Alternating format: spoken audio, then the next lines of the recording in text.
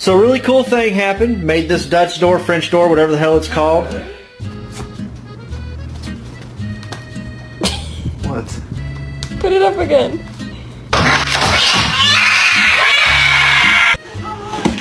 Oh my god.